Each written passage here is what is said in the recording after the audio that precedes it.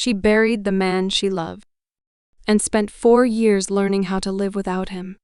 She grieved him, healed around the silence he left behind, and raised his children believing he would never come back. But on a quiet afternoon, she looked up and saw a dead man standing. Before we dive into this emotional journey, I'd like to know where you're watching from. Drop your city in the comment below. And if you're new here, hit that subscribe button and ring the notification bell so you won't miss any of our heartwarming stories. The garden was exactly the kind of place that made you believe in things. White roses climbing stone archways, champagne catching the late afternoon sun. Solney stood near the edge of the terrace, a glass she hadn't touched in 20 minutes in her right hand, watching Adiz laugh at something her new husband whispered in her ear. She looked beautiful, like a woman the world had decided to be kind to today. Solney smiled, and she meant it. There was no bitterness in it. Whatever grief she carried, she had learned years ago to set it down at other people's celebrations. Today was Adiz's. She would be present for it. She had almost not come, but Adiz had called and said, "I need you here," and that had been the end of the argument. You don't say no to the woman who sat with you in a hospital at 2 a.m. while you brought 2 lives into the world alone. She was the only reason she came back here. She had left 4 years of building a life in another city. A quieter city. A city that did not carry his name on every corner. She shifted her weight, glanced behind her to check on the twins. And that is when her world stopped. She felt a particular stillness that falls over a body when the mind encounters something it cannot process. She saw the cane first. Dark wood, silver handle. The hand wrapped around it. Long fingers, a signet ring on the right hand that she had kissed 100 times without thinking. And then her eyes moved upward, slowly, against her own will. The profile, the jaw, the particular way he held his shoulders. Slightly squared, never fully relaxed in a crowd, as if some part of him was always braced for something. He turned, and Solney's glass slipped from her fingers. She didn't hear it shatter. She didn't feel the champagne on her shoes.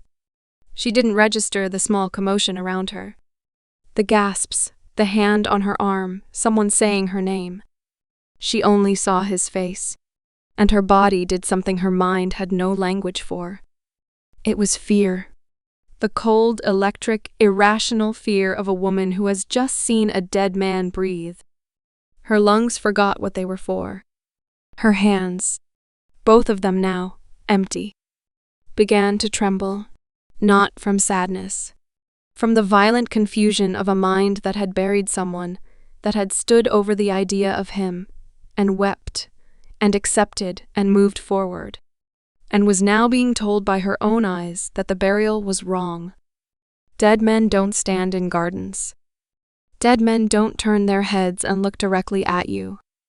But he did. Dominic looked across that garden and found her face like it was the only thing in the frame. Like 4 years and a continent of silence between them meant nothing to the part of him that still remembered exactly where she stood in a room. He went completely still, and in his eyes, beneath whatever hardness the years had put there, something cracked open. Solney took 1 step back, then another. "Solney," Adiz's voice. Close. Urgent. She turned to her friend, and what Adiz saw on her face made her take both of Solney's hands in hers immediately. Hey, look at me." "What happened?" "What?" Solney couldn't form words. She turned her head, just slightly, back toward where he had been standing. He hadn't moved.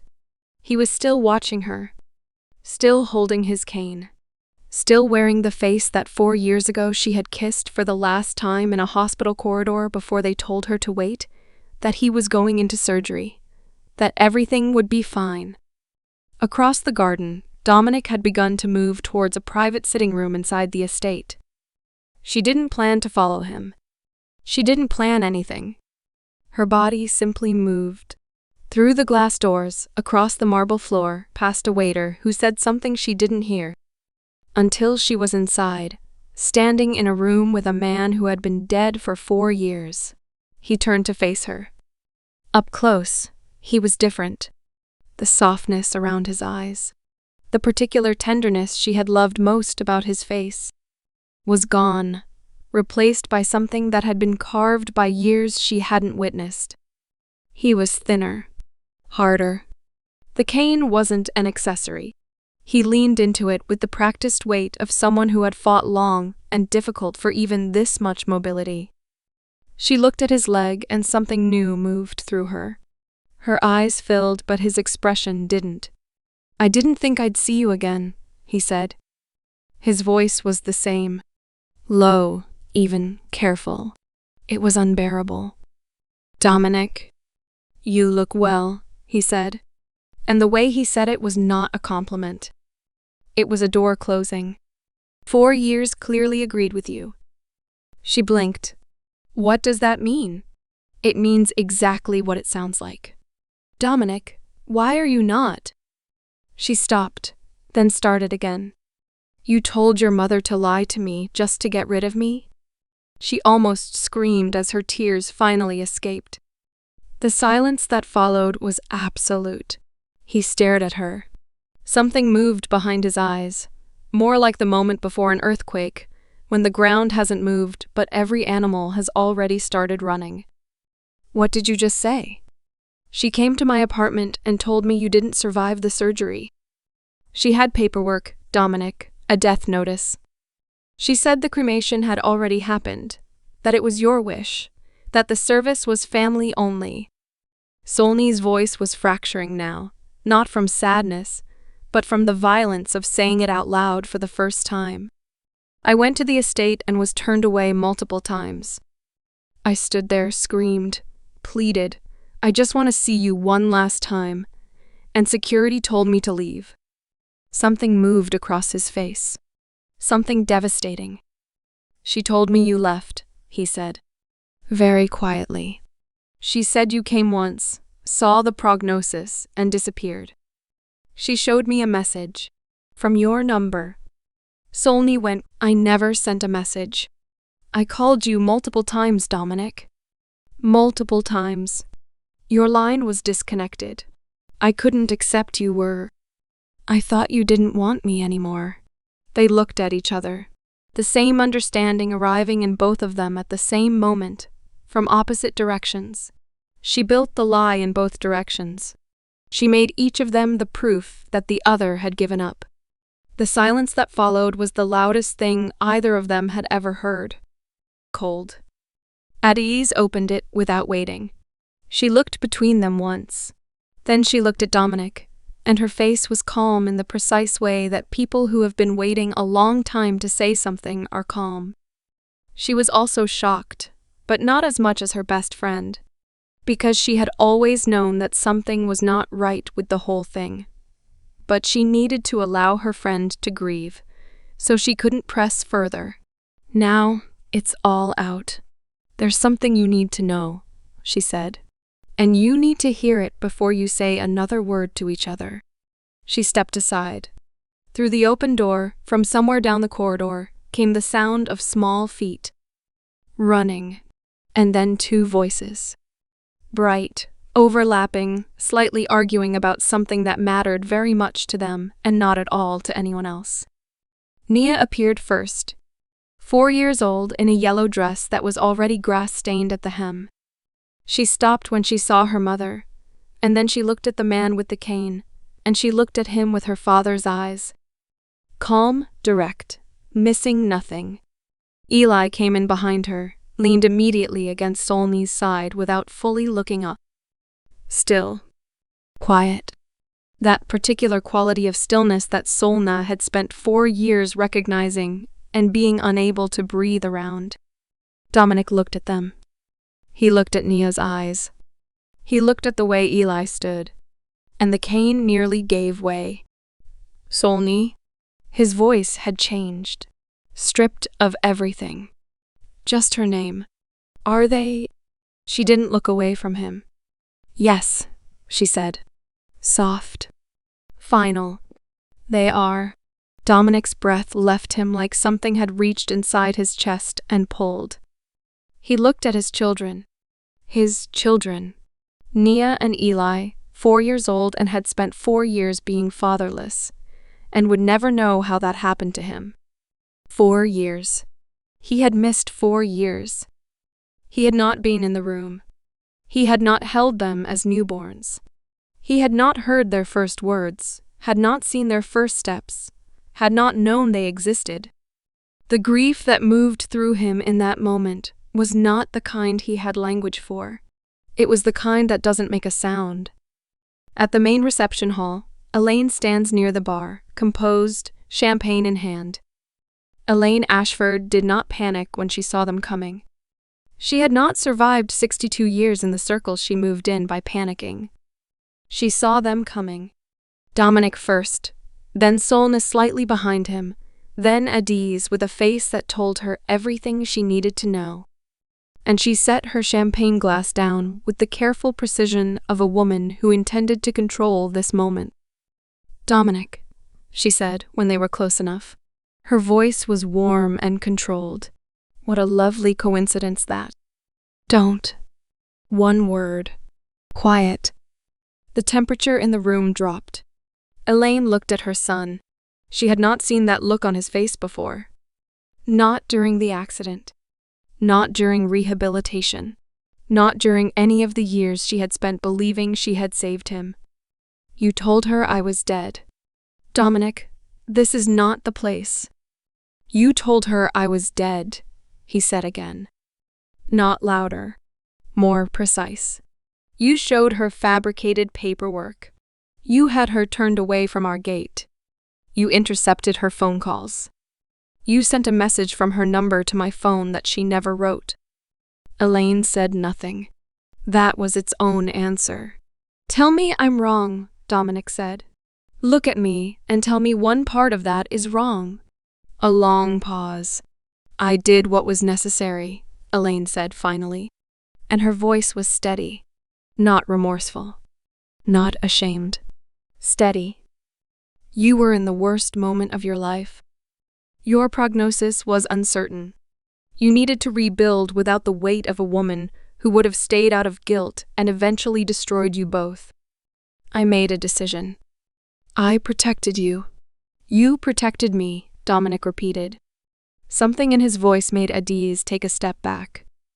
Made the nearest guests drift quietly away without knowing why. Made Solness go very still. She was pregnant. Elaine's expression did not change. Not a flicker. Not a flinch. Not the face of a woman receiving information she did not have. Dominic watched her face very carefully. And then he understood. You knew. Silence. You knew she was pregnant. Still quiet. You knew. And you still... He stopped, because the full shape of it was only now assembling itself in his mind. And it was so much larger, so much darker, than he had initially understood. She raised my children alone. His voice finally cracked on that word. She raised them without a father, and you knew they existed. You knew my children were alive, and you said nothing. I did what was best for. You're a monster, he said. Simple. Final. The way you say something when you have moved past the need to be heard and are simply stating a fact. You dressed it up in protection, but underneath all of it, you are just a woman who decided that her comfort and her plans mattered more than 2 people and 2 children who never got to choose. Elaine opened her mouth. We're done, Dominic said. Not just tonight. Done. Your access to the firm, your seat on the board, your role in anything that carries my name done. My attorneys will reach you on Monday. I suggest you have someone there to receive them. He didn't wait for her response. He turned, and Solness was already beside him when he did. They walked away from Elaine together. And Elaine Ashford, for the first time in 62 years, stood in a room and had no move left to make. Later, in a quiet corner of the garden, Solney and Dominic sat on a stone bench. Nia has fallen asleep across Solney's lap. Eli is sitting beside Dominic, leaning slightly into his arm without quite knowing why. They didn't talk about the future. They were too honest with each other for that. There was too much between them. 4 years of separate grief, of becoming different people inside different lives. You don't dismantle that in one evening, not with one conversation, no matter how true it is. But they sat. That was something. I don't know how to do this, Dominic said. He wasn't speaking about them. Not exactly. He was speaking about Eli's shoulder against his arm, about Nia's face, about all the days that had already passed that could not be returned. Neither do I, Solney said. I think we start by just being here, tonight. And the next thing gets decided after that. He looked at her. For a moment, just a moment, something of the man she had loved moved across his face. Not all of him. Not the easy, unguarded version that existed before the accident, before the lie, before all of it. But something real.